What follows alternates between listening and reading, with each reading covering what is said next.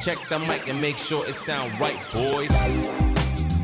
Hola, quiero darte la bienvenida a un nuevo capítulo del Efecto Mariposa, pero también quiero contarte que tengo algunos cupos disponibles para entrenamiento personal online y para entrenamiento personal advanced. No importa si entrenas en el gimnasio, si entrenas en tu casa, si entrenas en el parque, tengo un plan para todas las edades y para todos los niveles de condición física.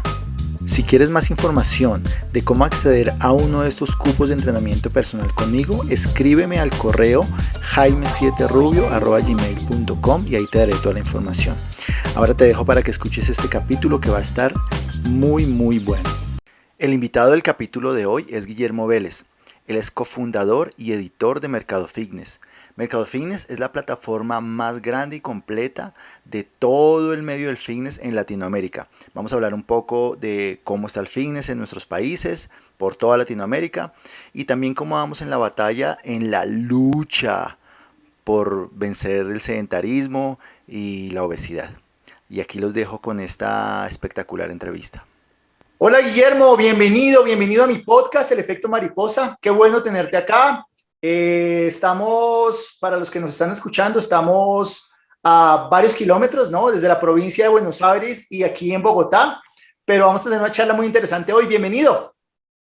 Jaime, gracias. Un placer y feliz de saludarte y estar contigo y tu audiencia. Bueno, yo les voy a hacer una presentación pequeña de quién es Guillermo, pero ya él nos va a contar un poquito más a fondo durante la charla de hoy. Guillermo es editor y cofundador de Mercado Fitness. Mercado Fitness es la plataforma de fitness más grande de Latinoamérica, en donde encuentran información, pero absolutamente en todas las áreas. Yo he entrado a la página de Mercado Fitness varias veces y tienen tanto de la parte técnica, de entrenamiento, de ejercicios, pero también de estudios de investigación, pero también de gimnasios, pero también de capacitaciones.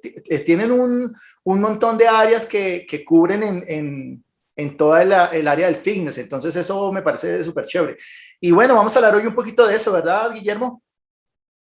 Así es, Jaime, feliz de compartir con ustedes lo que hacemos y la experiencia nuestra en estos casi 20 años aportando información y formación al sector de clubes deportivos y de profesionales del fitness y la actividad física.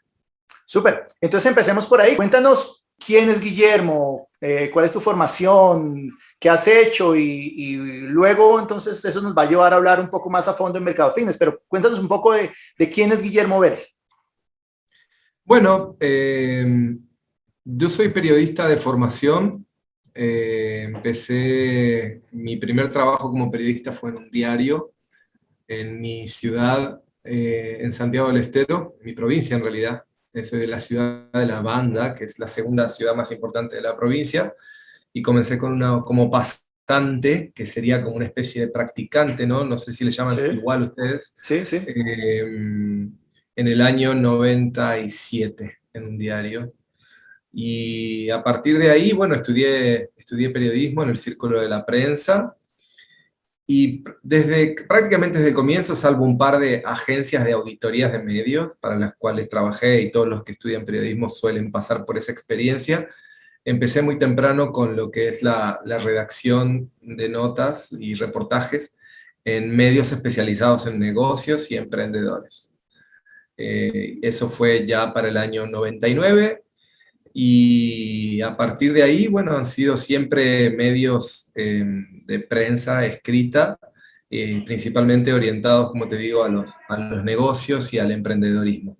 En el año 2002, con un amigo de la secundaria, con el que habíamos vivido en Estados Unidos un tiempo juntos, decidimos emprender lo que en un inicio fue Mercado Deportivo, una comunidad de negocios y de información para el mercado de artículos deportivos, del cual se desprendió tiempo después Mercado Fitness, que fue el proyecto que pudimos concretar en una revista impresa de papel. Dame un segundo ahí. Antes de que entremos a Mercado Fitness, porque ya ahí me estás contando los inicios, pero dime cómo inició, qué pensabas, dónde dijiste, bueno, no sé si hacías ejercicio, si entrenabas antes y dijiste, aquí hay una oportunidad o aquí hay algo que puedo hacer. ¿Cómo fue cómo fue la idea de iniciar con Mercado Fitness, que al comienzo se llamaba Mercado Deportivo, me dices? Sí.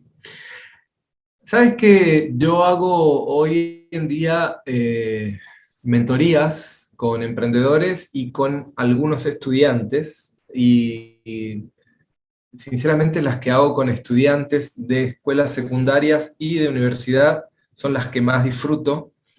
Y cuando hablo con chicos y chicas en edad de escuela secundaria que están a un paso de decidir a qué quieren dedicarse y qué quieren estudiar, el ejercicio que los invito a hacer es imaginarse su vida en 20, 30 o 40 años, porque la verdad es que eh, el mundo y el mercado evolucionan tan rápido que no hay certeza respecto de cuáles sean los trabajos disponibles o los trabajos demandados, las funciones y los que van a cumplir eventualmente en el entorno en el que sea que decidan manejarse.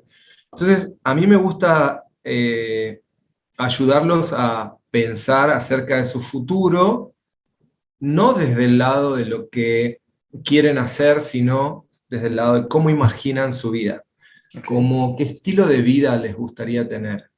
Si les gustaría trabajar en un entorno, en un espacio físico cerrado y siempre el mismo, o que este espacio fuera diferente cada vez, y si les gustaría trabajar más en espacios al aire libre, viajando, si les gustaría trabajar relacionándose con personas, o si más bien prefieren trabajo individual o un trabajo más solitario, si estar frente a una computadora, un computador es algo que disfrutan durante muchas horas, o si prefieren en realidad un trabajo más físico, donde involucren más el cuerpo.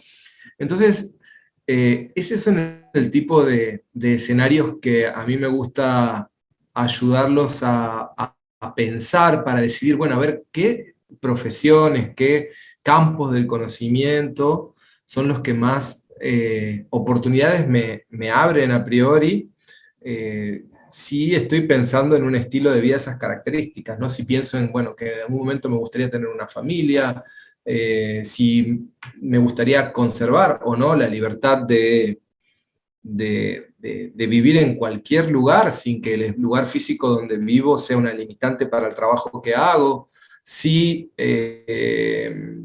soy de las personas que prefiere a las 5 o 6 de la tarde, o bueno, depende, ¿no? La ciudad en la que estén, en el momento en el que cortan, pero por ejemplo en ciudades como Buenos Aires, en grandes metrópolis, normalmente los comercios y las empresas hacen horario corrido desde la mañana hasta las 6 de la tarde, 5, 6, 7, y después ya cortan, y ahí empieza la gente a dedicarse a cuestiones que tienen que ver más con el ocio o con lo social. En el caso de un emprendedor, eso difícilmente suceda de esa manera, porque las jornadas son mucho más largas y por más que tienes la independencia de decidir qué haces en cada momento, normalmente dedicas más horas del día al trabajo o a tu emprendimiento que cuando trabajas en relación de dependencia. Y la Obviamente eso cabeza también... está en la cabeza todo el tiempo lo que estás haciendo, tu emprendimiento. No hay un segundo de descanso. Tal cual. Entonces, eh, ese es el ejercicio que trato de que hagan. Y cuando por el año 2000, 2001, yo estaba trabajando como director de contenidos, básicamente como periodista, en un portal de emprendedores, se llamaba Portal Entrepreneur. Creo que lo que más pasaba por mi cabeza era eso, no tenía que ver con aprovechar una oportunidad de negocios o haber identificado una demanda insatisfecha en un segmento, que fueron cosas que sucedieron, pero después, ¿no? Okay. Yo creo que mi primera inquietud tenía que ver con decir, quiero trabajar de forma independiente. Me tocaba a mí, por el trabajo que hacía de forma dependiente en ese momento como empleado, entrevistar a muchos emprendedores que habían tenido algunas ideas fantásticas, que habían prosperado en negocios súper exitosos.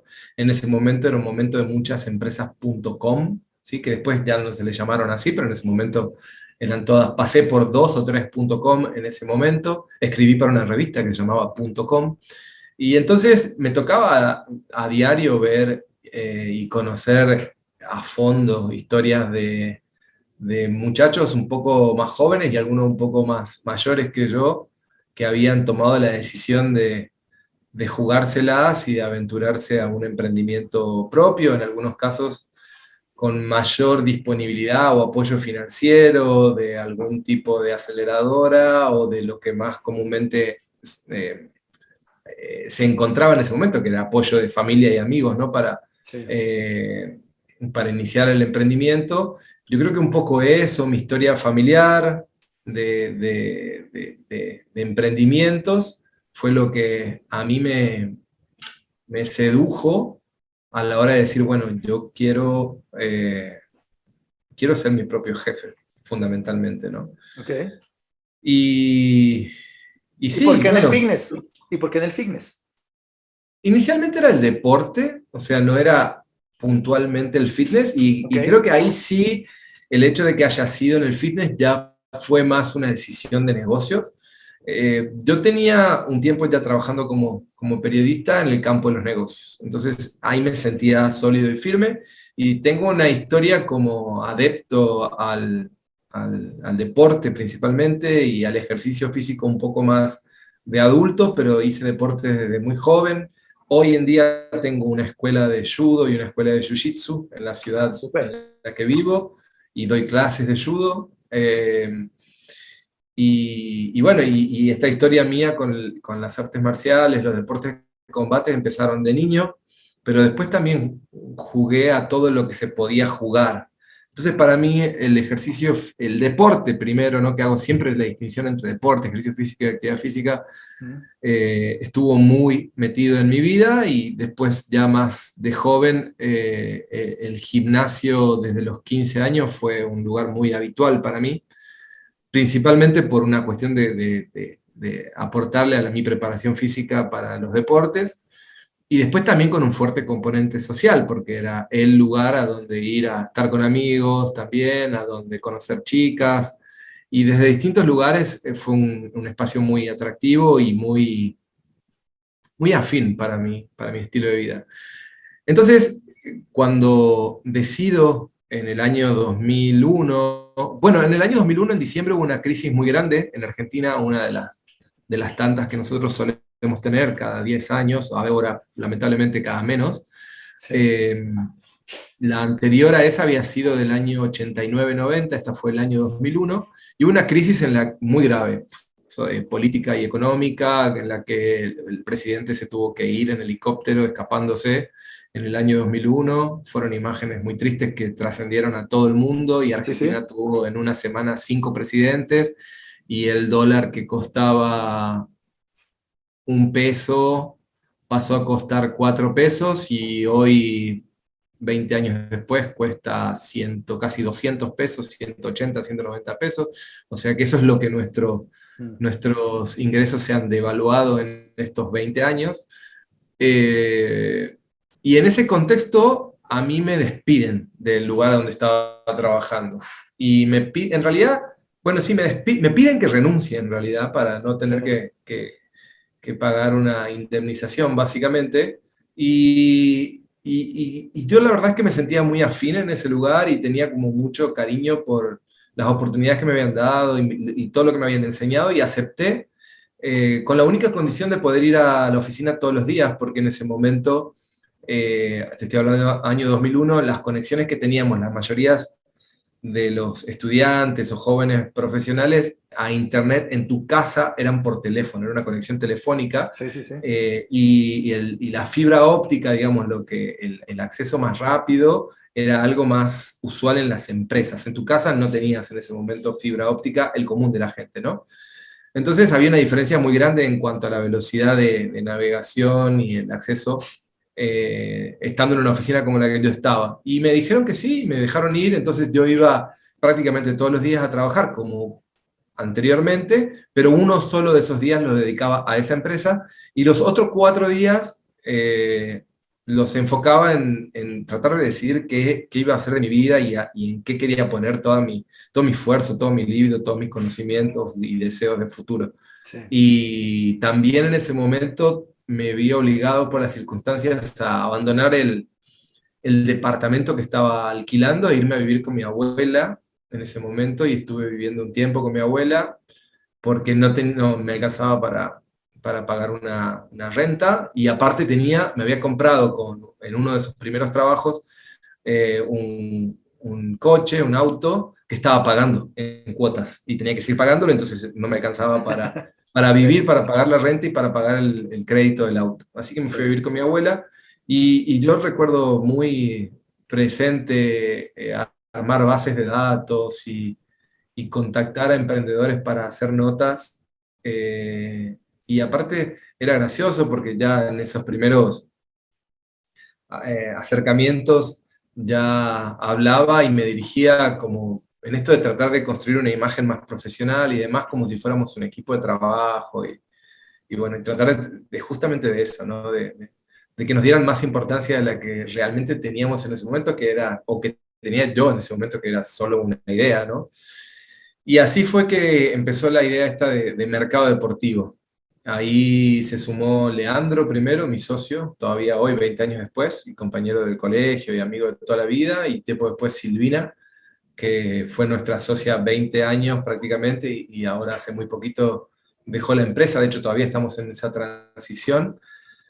Y ahí empezamos con mercado deportivo. Inicialmente pensábamos que el esquema de monetización iba a venir dado por el sponsoreo, por el patrocinio del contenido, básicamente, que era el esquema de monetización tradicional de los medios de prensa Sí, gráfica, ¿no? O sea, las revistas se sustentan principalmente con publicidad sí. y de manera secundaria con la venta del precio de tapa de portada de la revista.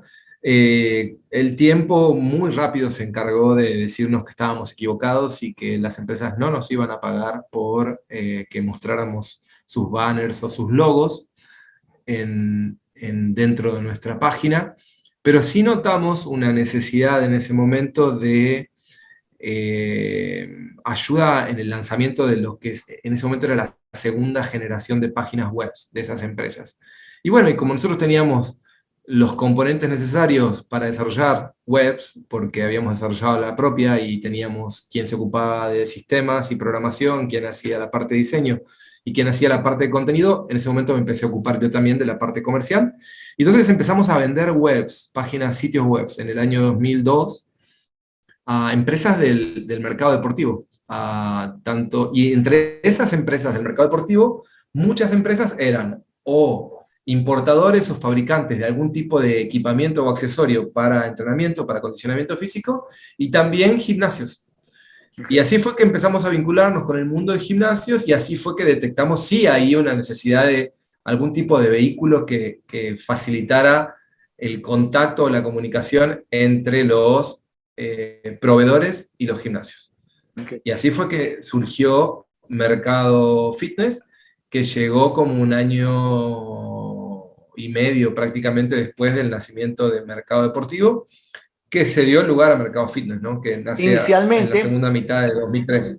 inicialmente ustedes arrancaron con página web y con la versión impresa de Mercado Fitness, Y ¿cierto? la versión impresa se realizó, de hecho tenía la fantasía, llegamos a la edición 98 creo, 98 o 97, y teníamos la fantasía de llegar a la edición 100 y discontinuarla. Hacía 3 años más o menos que veníamos evaluando cuál era la mejor forma de discontinuar la revista en papel, porque notábamos cada vez menos interés en el papel, y aparte era un costo muy alto, tanto para Sí. nosotros producirla como para los sponsors, los anunciantes. Y bueno, y la pandemia nos obligó a acelerar el proceso. Entonces, Ok. la última revista es previa a la pandemia de diciembre de 2019. Y ahí ya no hicimos más la revista, y aceleramos todo lo que veníamos planificando, ¿no? Que era un énfasis mucho mayor en todo lo que es la comunicación digital. Y bueno, y así fue. Empezamos en el 2003, una evolución natural del desarrollo de contenidos y de los negocios editoriales son los eventos, y entonces en el año 2005 empezamos a organizar conferencias primero y después conferencias, talleres y cursos en Argentina, en Chile, en Uruguay, y después ya empezamos a hacer algunos en Paraguay, en Bolivia, en Perú, hicimos 3 en Colombia, y bueno, hasta que terminamos 2016, 2017, 2018 haciendo ferias también en México. Y en Argentina hacemos ferias, bueno, en realidad en el último año y medio no hemos hecho ninguna, pero planeamos retomarlas en 2022 y llevamos 15 o 16 ediciones de nuestra feria de Buenos Aires y 10 u 11 de nuestra feria en Córdoba, que es otra ciudad importante en Argentina.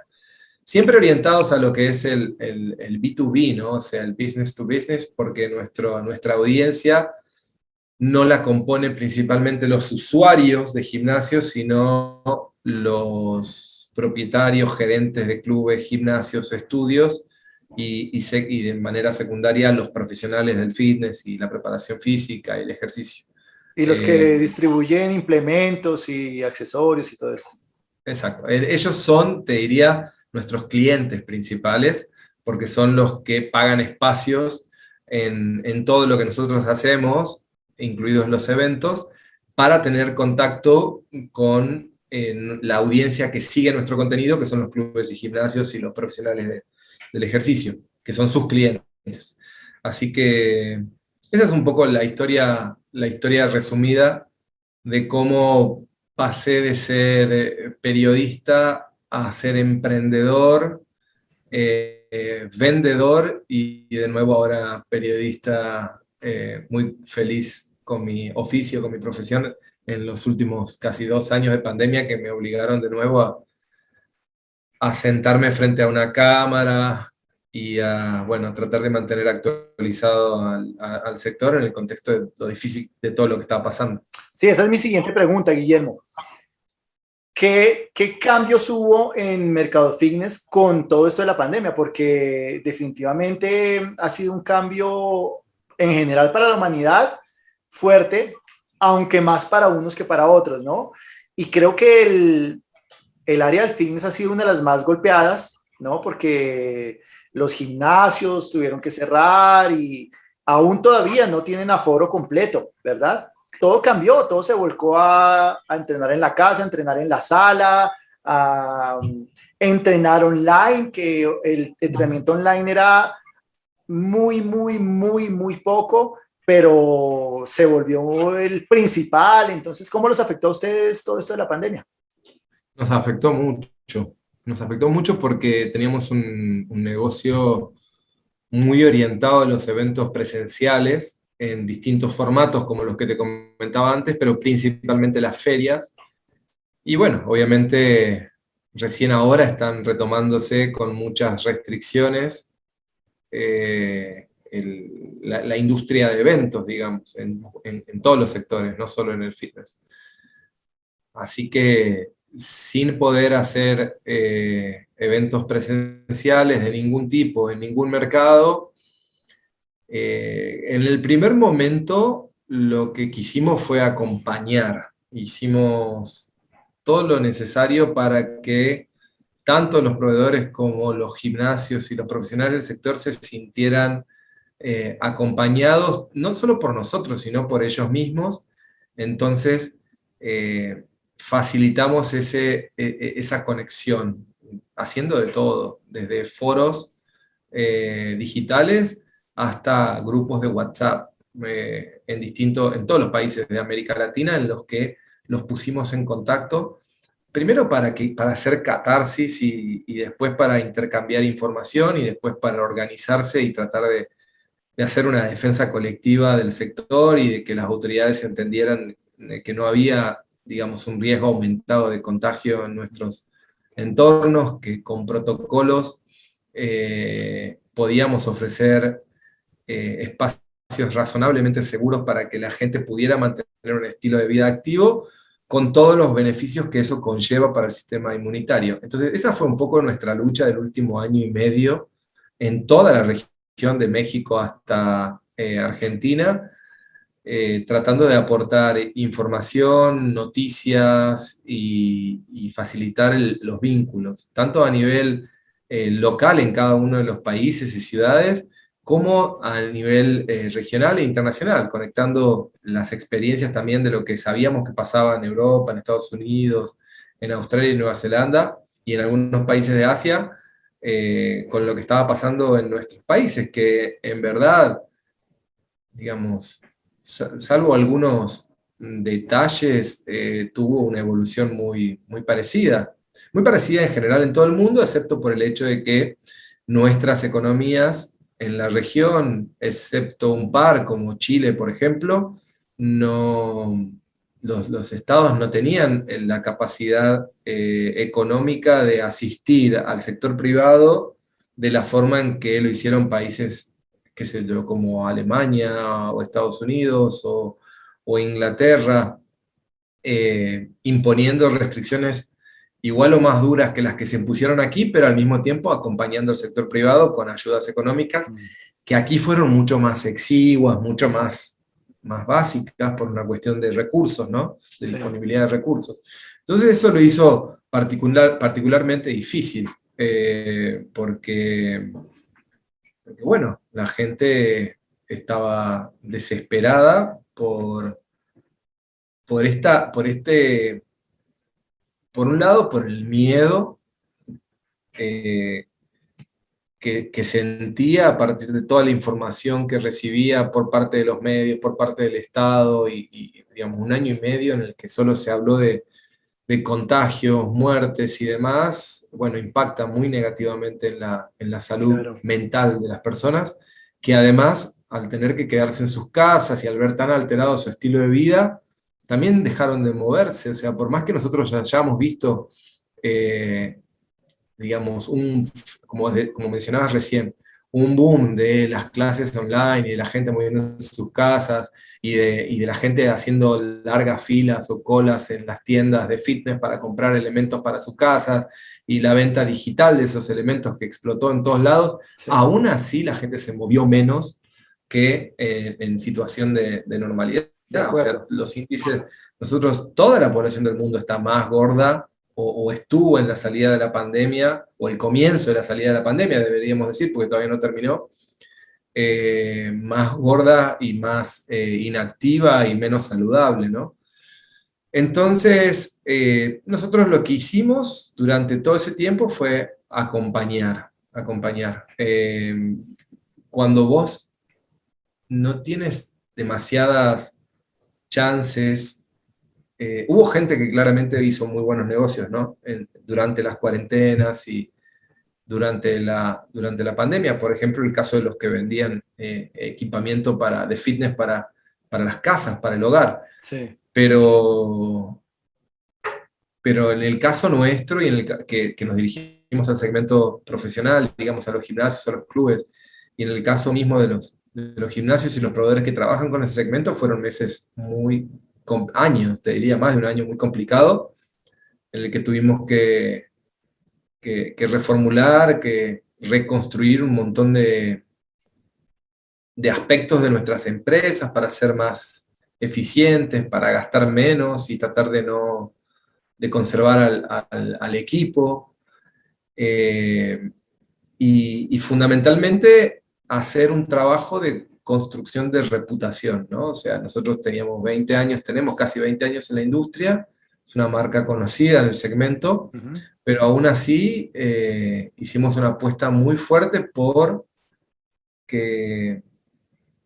consolidar la reputación de nuestra marca, como una marca que aporta valor en un segmento muy específico, que es el del fitness profesional, y yo creo que tomo el último año y medio como un año y medio de siembra, que estoy segurísimo que va a traer sus frutos. No es hoy todavía momento de cosecha, pero estamos esperando ese momento y seguimos sembrando y seguimos abonando la tierra y regando, haciendo lo que venimos haciendo hace un año y medio, que es aportar valor desde la información, desde la formación y desde los vínculos, ¿no? Para nosotros, los vínculos, las redes de relaciones entre los profesionales, las empresas del sector, son uno de nuestros activos más potentes. Así que eso fue lo que hicimos durante la pandemia. A ver, después en lo concreto, todo lo primero que se te ocurra, lo hicimos. O sea, cursos digitales, eventos digitales, newsletters, digamos, todo lo que tenga formato digital y que nos sirviera para aportar valor, lo probamos. Algunas cosas con más éxito que otras, pero hicimos mucho, no nos quedamos. Creo que de algún modo también necesitábamos eso de no quedarnos quietos, Sí. de hacer para sentir que estabas haciendo algo productivo y que estabas aportando desde el lugar que creías, ¿no? Así Ok. que... Y otra pregunta, Guillermo, mira, estamos de acuerdo en que la primera causa de muerte en el mundo todavía no es el COVID, ¿no? Ni va a ser. La primera causa de muerte en el mundo es todas las enfermedades asociadas al sedentarismo, ¿sí? Esa es la primera causa de muerte en el mundo. Y todas las hipertensión, diabetes, problemas cardíacos, todo asociado al sedentarismo, a la mala alimentación. Ahora, mi pregunta es la siguiente. ¿Tú crees que con todo lo que está sucediendo con los gimnasios, con clubes, centros deportivos y demás, sí estamos haciendo lo suficiente para contrarrestar eso, o más bien para bajar esos índices? Y si sí, ¿qué más podríamos hacer? Porque cuando tú miras las estadísticas y miras los números, a veces sientes que no es suficiente, ¿no? Yo veo los números y veo las estadísticas y digo, bueno, se está muriendo un montón de gente por problemas asociados al sedentarismo, pero sí será suficiente lo que estamos haciendo con los gimnasios, centros deportivos, entrenadores, ¿sí será suficiente para contrarrestar eso? No, definitivamente no, porque creo que en general el abordaje es el equivocado. Nosotros todos, como sociedad y como mercado, tenemos dos abordajes predominantes para tratar de que la gente se mueva más.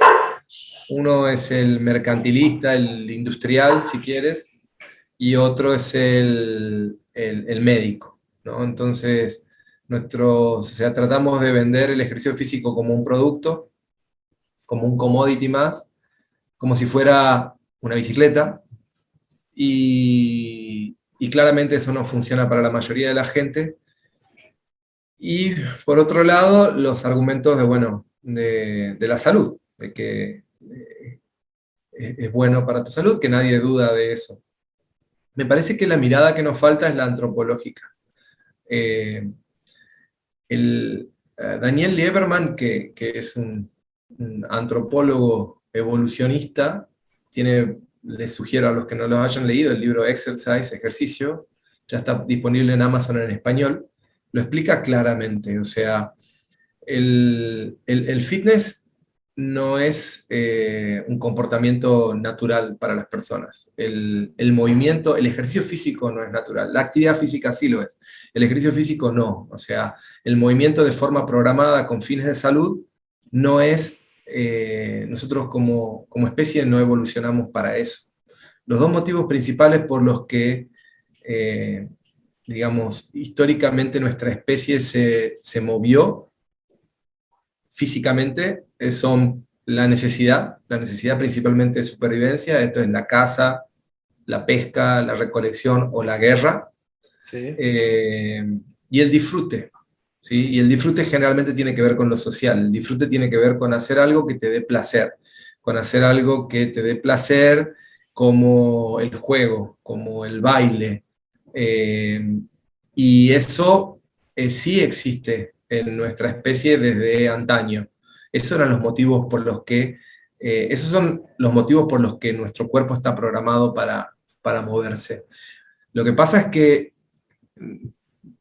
post-industrialización, nosotros evolucionamos como sociedad y como cultura de una forma en la que cada vez nos tenemos que mover menos para lograr cualquier cosa. La disponibilidad de alimentos que nosotros tenemos hoy, abriendo la puerta de nuestro refrigerador, es muy reciente, tiene 100, 150 años. Antiguamente nosotros teníamos que correr mucho, caminar mucho para alimentarnos. De acuerdo. Y cada vez que lo hacíamos no sabíamos cuándo iba a ser la próxima vez que hiciéramos una ingesta de calorías y de nutrientes, con lo cual la orden del cerebro es ahorro de energía. Entonces el cerebro no entiende cuando le decimos, bueno, vamos a movernos porque es bueno para nuestra salud, y tratamos de vender el just do it, ¿no? Y no funciona así. Si nosotros no generamos propuestas como profesionales del ejercicio físico, que entiendan que lo que dispara de forma natural el movimiento tiene que ver con la necesidad de moverte o con el disfrute, y de nuevo repito, en el disfrute me refiero a actividades que resulten divertidas, a actividades que inviten a vincularnos a lo social. Entonces estamos dejando de lado, digamos, toda nuestra historia antropológica de evolución y tratando de, usando los argumentos equivocados que solamente sirven para una minoría muy pequeña. 40% de la población del mundo se mueve con cierta regularidad, o sea, la tasa promedio de sedentarismo está por encima del 60%, y si vamos estrictamente a lo que respecta a ejercicio físico en el ámbito de gimnasios, estamos hablando diciendo que en los países más evolucionados, con mayor renta per cápita y con mayores tasas de alfabetismo, solamente un 20% de la población, estamos hablando de países nórdicos, Noruega, Suecia, Finlandia, 20% de la población concurre a gimnasios. Y en América Latina estamos en 2% o menos de la población. Sí. Obviamente eso es lógico también considerando nuestra renta per cápita y nuestros niveles de alfabetización, porque hay una relación directa entre esos dos indicadores y la predisposición al consumo de fitness. Pero yo creo que históricamente hemos usado los argumentos equivocados. Hemos usado argumentos de la mercantilización, de la industrialización y de la medicalización, si vale el término, y dejamos de lado que lo natural para nuestra especie es el reposo, el ahorro de energía, y que solo nos movemos cuando es necesario o tenemos una buena causa como asociada al disfrute y al placer. Vos sabés que nosotros, digamos, como Homo sapiens sapiens, somos seres emocionales que razonan a veces, pero somos seres emocionales principalmente, sí. y el grueso de nuestras emociones pasan por nuestro cerebro más primitivo, ¿no? Nuestro cerebro reptiliano, que tiene millones de años, y las emociones, por más que, digamos, desde que el común de la gente las asocie con el corazón, las emociones pasan principalmente por el cerebro y son producto de reacciones químicas. Y hay 4 neurotransmisores, 4 hormonas que son responsables de los estados de felicidad que atravesamos a diario. Y son las endorfinas, la serotonina, la dopamina y la oxitocina. Son todas hormonas que aparecen cuando nosotros tenemos conductas que hacen a nuestra supervivencia. Entonces es la forma en la que la naturaleza y nuestro organismo tiene de premiarnos para decirnos repetir esa conducta, porque es lo que asegura nuestra supervivencia. Entonces, por ejemplo, la oxitocina, que es la hormona que aparece en el momento del parto, es la hormona que promueve las contracciones del útero y que facilitan la salida del bebé, o es la hormona que aparece en la succión durante el amamantamiento, es la hormona responsable del vínculo entre la madre y el hijo. Y es la hormona que aparece también cuando nos abrazamos, cuando tenemos actos de generosidad con alguien, cuando hacemos un regalo, una sorpresa. Entonces, es la hormona responsable de nuestros vínculos. ¿Y por qué la naturaleza y nuestro organismo premia con esa hormona que nos hace sentir bien cuando nos abrazamos? O cuando nos enamoramos, o cuando hacemos un regalo. Fundamentalmente porque si no somos sociales y no nos relacionamos, no nos reproducimos y entonces no sobrevivimos como especie. ¿Está? Lo mismo pasa con, no sé, con la dopamina. La dopamina es un neurotransmisor que aparece muy frecuentemente, o sea, aparece siempre cuando es la hormona de la recompensa, es cuando comemos. Entonces, cuando tengo presunción de alimentación, sé que voy a comer, aparece dopamina, me siento bien, voy a comer. Cuando como, me siento bien, voy a comer. Cuando llega la comida al estómago, me siento bien, comí. Y entonces, ¿y por qué aparece? Y bueno, porque de alguna manera la madre naturaleza quiere asegurarse de que volvamos a comer. Sí. ¿Está? Y bueno, entonces todo este cóctel de hormonas nosotros podemos dispararlo en nuestros entornos, en nuestras clases, en nuestros gimnasios. ¿De qué forma? Y bueno, asegurándonos de que la propuesta de ejercicio físico, de actividad, tenga todos estos componentes. Tenga el componente social, en el que aparezca la oxitocina, tenga el componente de recompensa, para eso tengo que fijar metas más cortas, ¿sí? Donde aparezca la dopamina, la serotonina aparece en las actividades de alta demanda metabólica frente a la exposición al sol, ¿no? Por eso también las actividades al aire libre son tan buena idea. En fin, por eso también funcionan, por eso también los niveles de adherencia en programas grupales suelen ser más altos que en los Que en las que en salas los de individuales. musculación.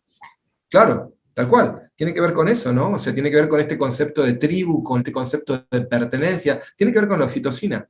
Eh, entonces, para cada una de esas conductas hay una hormona responsable. Lo mismo por el otro lado también, por ejemplo, hay hormonas que queremos controlar y que no se nos disparen, como, no sé, el cortisol, que es una hormona vinculada con el estrés, con la incomodidad. Y bueno, ¿cuántas veces nosotros en nuestros entornos generamos situaciones de incomodidad y de estrés para nuestros usuarios? Y difícilmente logremos adherencia en esa persona si la exponemos, por ejemplo, a un gesto motor que le resulte imposible y que la pone en ridículo delante de un montón de desconocidos. Eso pasa todo el tiempo en nuestros gimnasios. Entonces, ¿qué es lo que pasa en esa persona? Esa persona tiene un pico de cortisol, tiene la dopamina por el suelo, se deprime, se avergüenza, no vuelve más.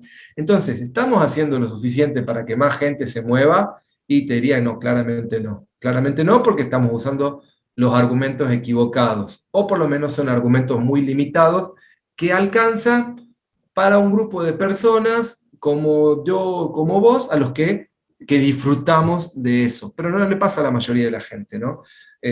Así que esa es un poco mi respuesta corta a tu consulta. Entonces el mejorar no solamente la adherencia de la gente, sino también la cantidad de gente que podamos llamar o involucrar o hacer cambiar sus hábitos para que se adhieran al ejercicio, pasa por la capacitación del personal, tanto de los dueños de gimnasios como los entrenadores, porque bueno, vuelvo al mismo punto que hablamos ahorita. Claro, con todo esto la pandemia y las cuarentenas y todo esto, no solamente hubo un boom de entrenamiento en la casa y entrenamiento online, sino también un boom de entrenadores. Bueno, no sé, bueno, creo que sí, creo que en general en todas partes del mundo hubo un boom de entrenadores y aparecían entrenadores de no sé dónde, y también muchos cursos de un fin de semana, ¿no? Tú entras a redes sociales y vuélvete coach de entrenamiento funcional o vuélvete de calistenia en un fin de semana. Entonces, toda esta sobreoferta de capacitaciones y de cursos de un fin de semana que las personas toman, pagan un curso de X cantidad de dinero y en un fin de semana ya son entrenadores, no les permite tener todas las herramientas que necesitan para poder aportar de verdad en la sociedad, en la adherencia de las personas al ejercicio, porque no tienen las herramientas de todo lo que me dijiste aquí en tu respuesta, ¿no? Necesitamos tener o ser mucho más conscientes que no es solamente un trabajo de vamos a poner a sudar a alguien, sino que hay que ser conscientes un poquito más allá, la sociedad en la que vivimos, desde el punto de vista Lógico. antropológico. Sí, pero cuidado. Yo creo que sin duda la formación técnica es fundamental. Una formación técnica de calidad es fundamental y claramente no es posible en un fin de semana. Punto. Ahora, me parece que las principales carencias y falencias no son técnicas, sino de habilidades blandas. Me parece que el común de los entrenadores pone un excesivo énfasis en aspectos técnicos del entrenamiento cuando no es eso lo que va a lograr adherencia al programa de ejercicios en la persona, ¿no? O sea, me parece que lo principal, y cuando me pregunta esto algún emprendedor, inversor, dueño de gimnasio que está seleccionando un equipo, tiene que ver con cualidades humanas que pasan principalmente por interesarte en el otro, por interesarte en el bienestar del otro, por saber comunicar, por saber preguntar, por saber escuchar, por saber acompañar.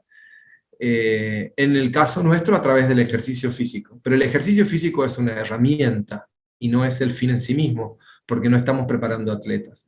O sea, claramente aquí estamos hablando no estamos hablando de la preparación física para el rendimiento de atletas de élite, eso es una historia totalmente diferente, Sí, de ¿no? acuerdo. Estamos hablando de gente común y corriente que necesita indudablemente moverse más porque nuestro estilo de vida de los últimos 100 años nos ha llevado a una quietud que nos enferma, porque hasta nuestro ocio es sentado o acostado.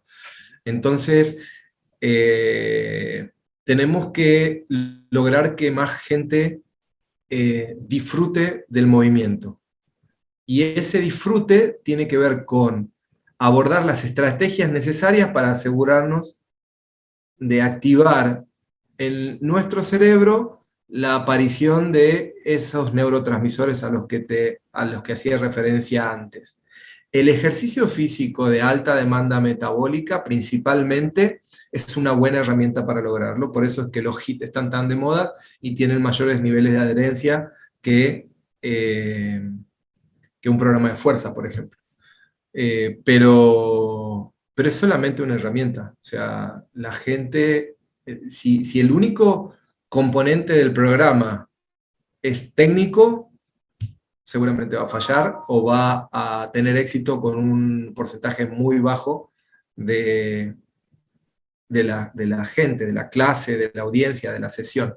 Lo que hay que buscar es la integralidad, es decir, un entrenador, y solamente hablando desde el punto de vista entrenador, porque digamos que ahorita hablaremos del punto de vista dueño o administrador de gimnasio, pero desde el punto de vista entrenador, que es el que está en contacto todo el tiempo con el cliente, ¿cierto?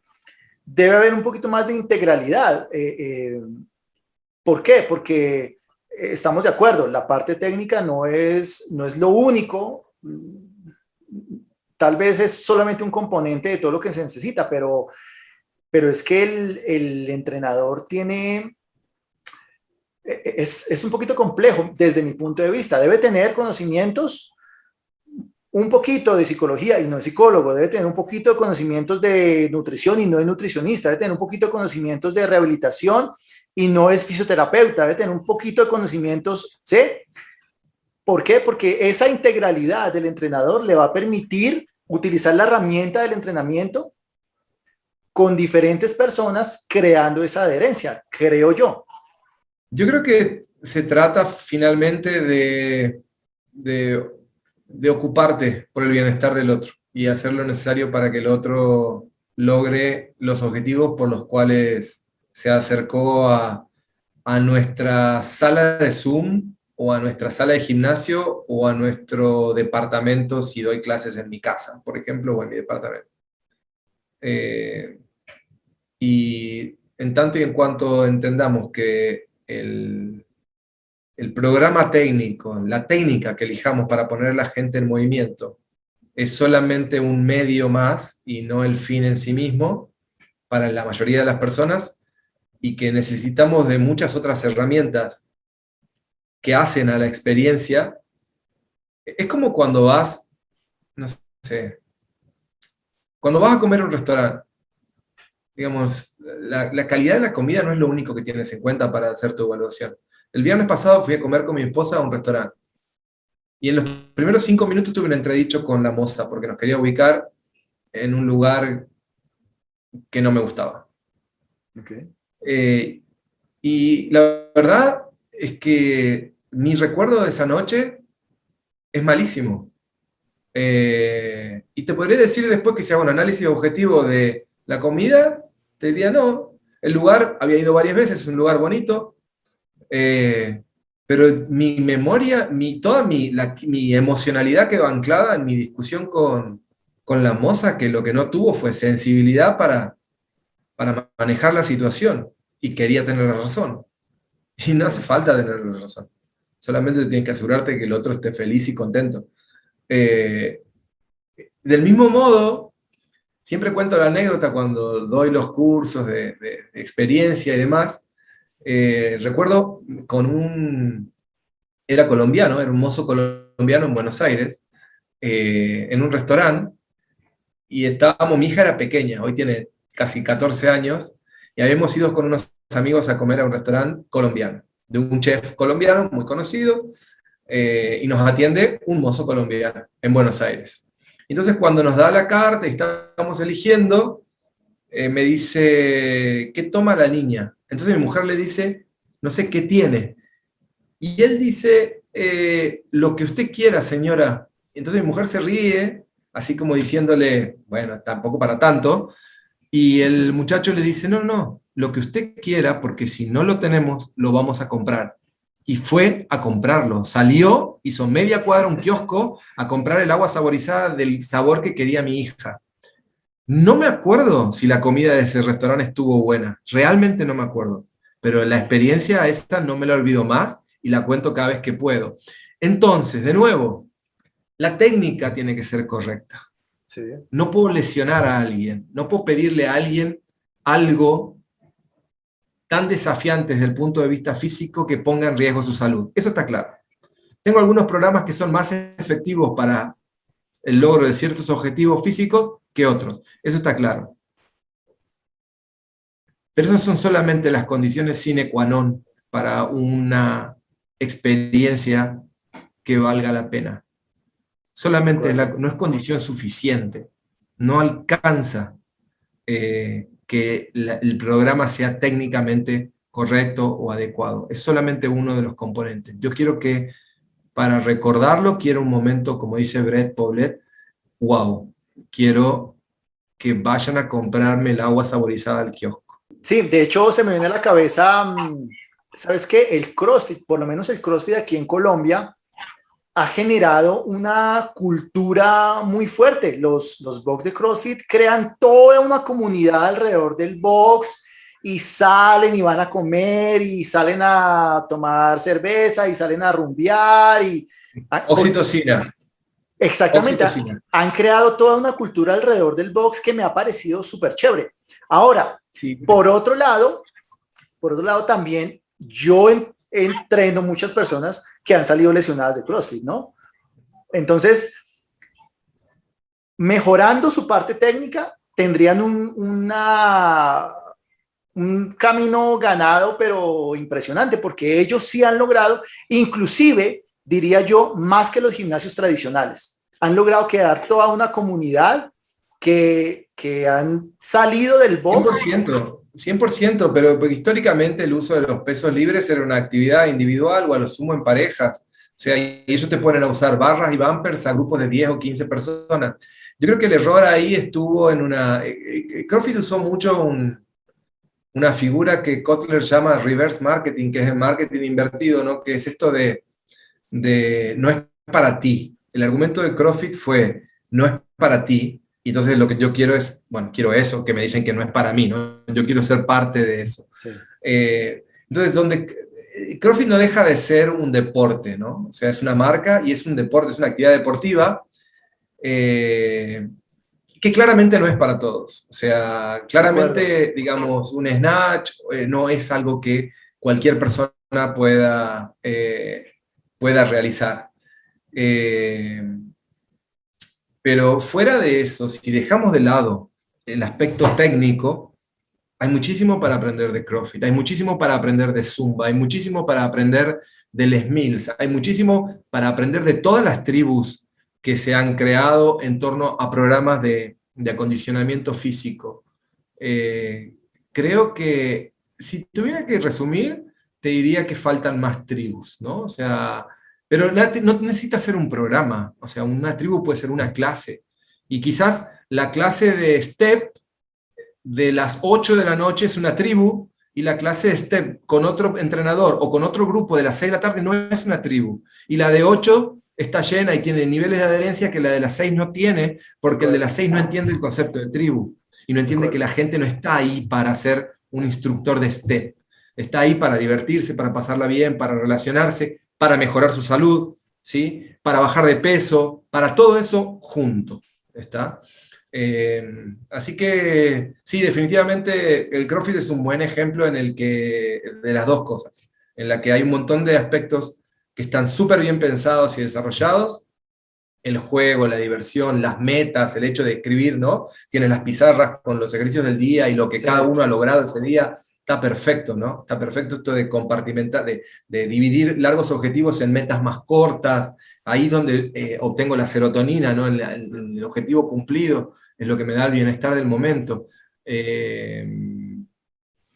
Con algunas carencias de lo técnico para un perfil de público que claramente que debían haber dejado al margen, como efectivamente prometían. Esto no es para ti, entonces no lo aceptes si no es para ti.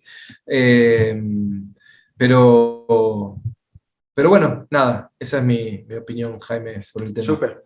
Y otra pregunta, Guillermo, ¿cómo ves el fitness en Latinoamérica? ¿Cómo lo ves en este momento y cómo lo ves hacia el futuro? Yo creo que, a ver, se viene desarrollando mucho. El horizonte. Lo que pasa es que creo que en general tenemos una mirada como muy sesgada, ¿no? O sea, cuando hablamos de fitness pensamos en gimnasios, principalmente. Y la pandemia nos dejó la enseñanza de que si hablamos de fitness como ejercicio físico para la salud, la mirada tiene que ser mucho más amplia. Me parece que las propuestas digitales llegaron para quedarse y que son un excelente complemento, o para algunas personas son la solución ideal. Siempre yo creo que tiene que haber una guía de algún tipo, por lo menos para la mayoría de las personas. La guía de un profesional tiene que existir, por más que sea a través de una pantalla, pero tiene que existir. Porque para la mayoría de las personas es muy difícil autogestionar su relación con el ejercicio físico, por todo esto que decíamos antes. No estamos hechos para movernos, o sea, estamos hechos para movernos por motivos muy específicos, que son los que mencioné antes. Sí, claro. Definitivamente no estamos hechos para movernos por nuestra salud, ¿no? Que es el argumento que usamos mayoritariamente. Entonces, ese es un aspecto. El otro aspecto para el desarrollo, entonces creo que necesitamos una mirada más amplia. Si queremos que más gente se mueva con mayor regularidad, tenemos que entender que necesitamos una mirada más amplia, que no es solamente la clase de Zumba o la clase de Step o el power rack o la bicicleta. O sea, no es solamente en el gimnasio, debemos acompañarlos en cualquier otro ámbito y con una variedad mucho más amplia de actividades. Y creo que, de nuevo, vuelvo sobre lo mismo, perdón que insista, pero me parece muy importante, tenemos que cambiar nuestros argumentos.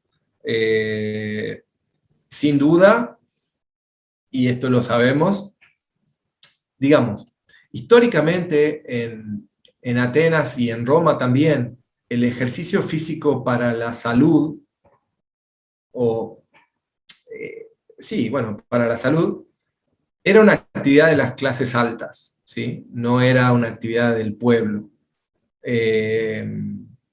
Y eso se mantiene aún hoy, en general. O sea, los niveles, el nivel de renta per cápita tiene una incidencia directa sobre la predisposición al consumo de un gimnasio. Por eso los gimnasios, si vos vas y ves la historia del desarrollo de las grandes marcas, empiezan desarrollándose por las zonas de mayor, y si vos vas a Bogotá, vas a ver que la mayor densidad de propuestas como la de Bodytech, incluido Athletic, que son más baratos, SmartFit, Spinning Center, qué sé yo, todos, 54D, están todos en las zonas de mayor densidad poblacional y mayores ingresos. Eso tiene que ver con esto que te digo. Y el nivel de alfabetización también.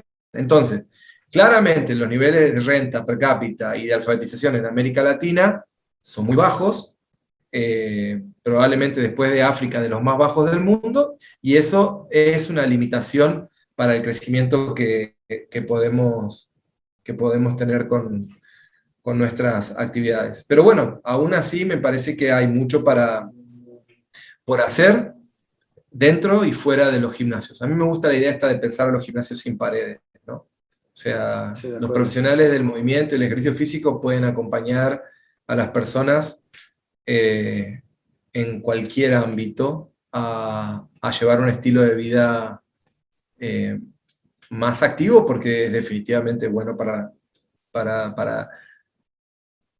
morir jóvenes los más viejos posibles.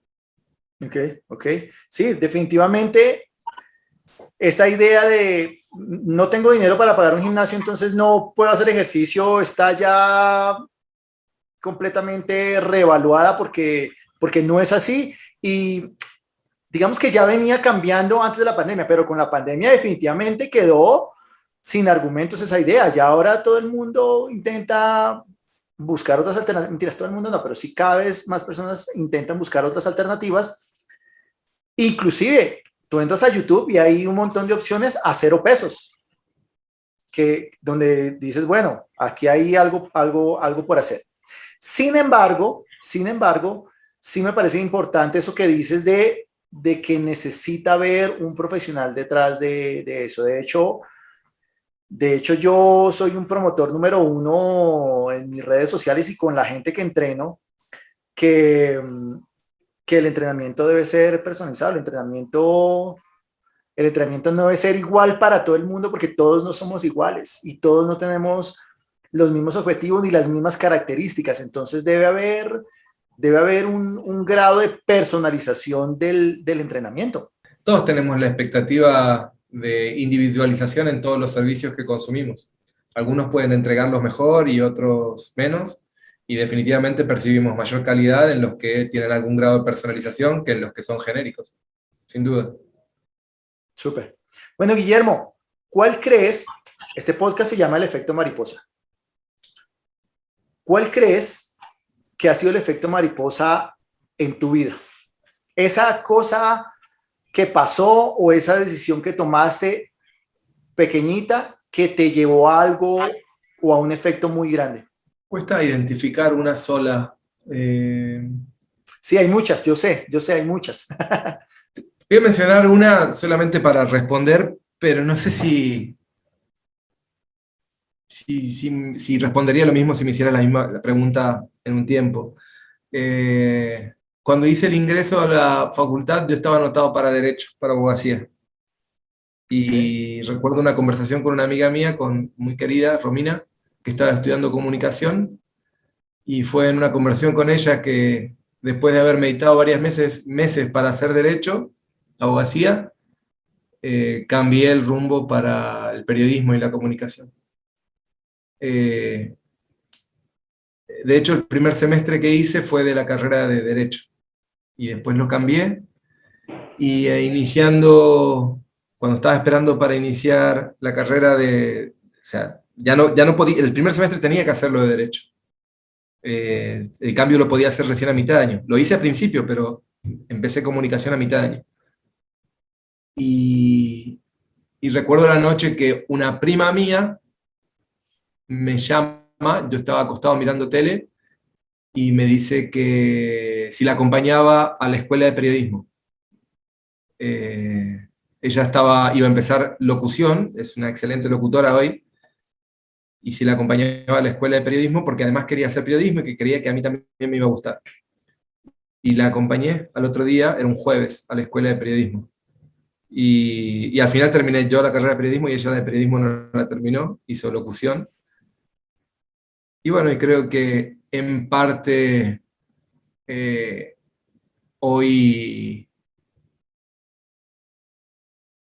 cumplo esta función de periodistas. No hay muchos periodistas en el mundo especializados en el sector de gimnasios y de fitness. De acuerdo, no hay muchos. En Hispanoamérica, si conoces algún otro, te pido que me lo presentes porque no conozco. No.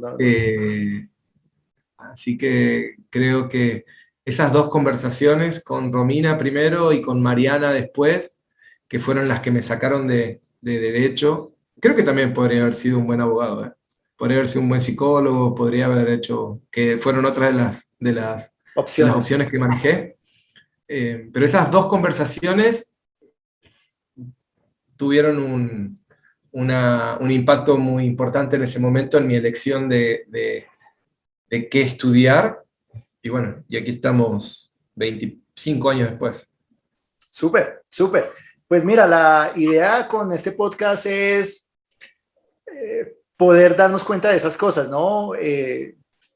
Creemos muchas veces que para generar cambios grandes se necesitan decisiones muy grandes y la verdad es que no es así. La verdad es que con decisiones muy pequeñas podemos generar cambios muy grandes y muchas veces pasan y no nos damos cuenta. Pero de igual manera podemos hacerlo en muchas áreas. Es decir, aquí estamos hablando del fitness, pero lo nombro en todas las entrevistas que he hecho, nombro esto, pero es que de verdad me parece sorprendente. Por ejemplo, el calentamiento global está en unos niveles que ya no tienen reversa, o sea, no son irreparables. Pero sí podemos hacer cosas, no podemos esperar a que haya leyes en cada país que contrarresten esto, ¿no? Sí podemos dejar de usar tanto plástico, sí podemos cambiar el cepillo de dientes por uno de bambú, que ya salieron cepillos de bambú, podemos cargar la bolsa para ir al supermercado y una de lona o de otro material y no usar más bolsas plásticas. Entonces, sí podemos hacer pequeñas cosas que lleven a generar grandes cambios. Y en el fitness también, sí podemos impulsar y motivar a las personas a que cambien sus hábitos de vida, además porque mejores hábitos de vida también tienen un efecto en el medio ambiente y en el planeta mucho más positivo, ¿sí? Si yo tengo unos hábitos de vida sanos, produzco menos desechos, menos basura, entonces todo es una cadena de hechos que pueden llevar a grandes cambios. Entonces, bueno, por eso es este podcast, ¿no? Sin duda, coincido. Gracias por estar aquí, Guillermo, gracias por este tiempo, por esta charla que creo que nos deja muchas cosas para pensar y muchas cosas también que nos pueden llevar a tomar decisiones, así sean pequeñitas. Pero muchas gracias por este tiempo. Jaime, un placer. Lo que necesites a disposición y un abrazo para todos. Súper. Cuéntanos antes de que te vayas, ¿cómo son tus redes sociales? @GuilleVélez76, Mercado Fitness Oficial en Instagram, Guille Vélez en LinkedIn, Mercado Fitness en Facebook, y Mercado Fitness Oficial es un grupo que tenemos también en Facebook grande. Y Mercado Fitness en YouTube también. Los invitamos, tenemos muchísimo contenido. Súper, súper. Bueno, entonces ahí quedan tus redes para que todos los demás puedan ver un poquito más acerca de Mercado Fitness. Y si conozco un periodista especializado en fitness, te lo presento. Todavía no, todavía no, pero ahí estás abriendo camino. Muy bien, muy bien. Súper, súper. Gracias, Jaime. Te mando Guillermo, un abrazo. Un abrazo también. Gracias. Te cuidas. Chao, chao. Dale, chao. Check the mic and make sure it sound right, boys. Espero que este capítulo te haya gustado tanto como a mí. Y recuerda que para asesorías de entrenamiento conmigo puedes escribirme al correo jaime7rubio@gmail.com. También puedes seguirme en todas mis redes sociales como Jaime7Rubio. Y nos vemos en el próximo capítulo con un nuevo invitado. Chao.